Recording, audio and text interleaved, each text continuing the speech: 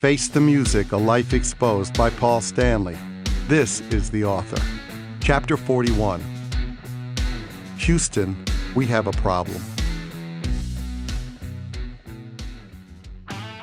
When we were ready to record our next album, we started searching for another guitar player.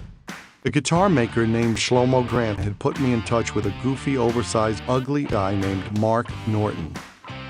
Mark wasn't the sharpest pencil in the pack, but he played in the style that had then become popular, fast and flashy. He was also a total oddball.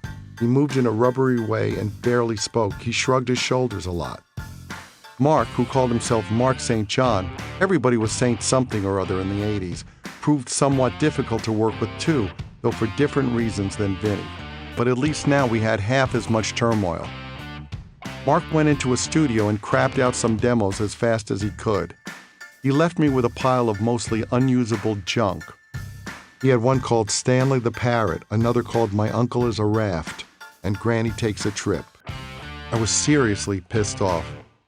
In the end, I managed to fix Gene's songs, fix the band situation, pulled solos out of Mark, and saw through the making of the album. We recorded the whole thing in about 10 days, and the entire album clocked in at something like 28 minutes. It was horrible. Next, we needed a band photo for the album cover. Bill arranged to hire photographer and drummer Johnny Lust, who had worked with Joey D and the Starlighters, and we used the title Animalize.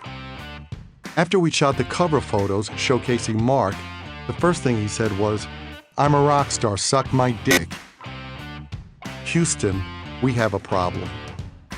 He had been a bright light that looked as if it could explode. He had the talent to be as good as he thought he was.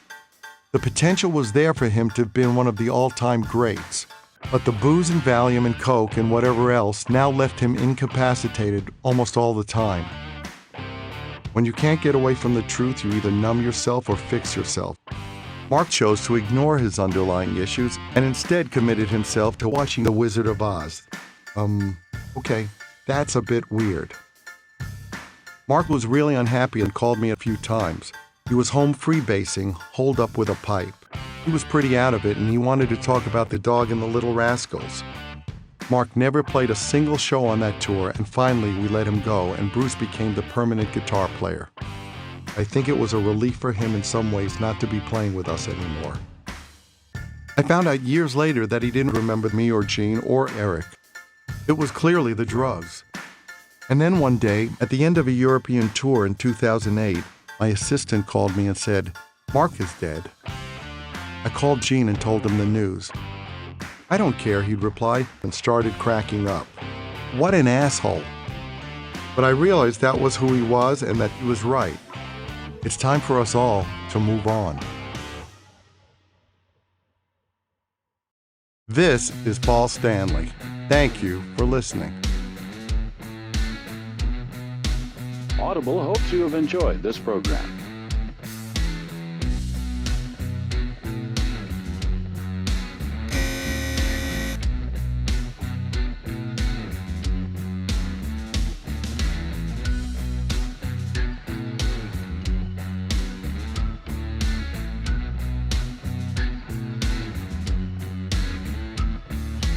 Can I get an amen?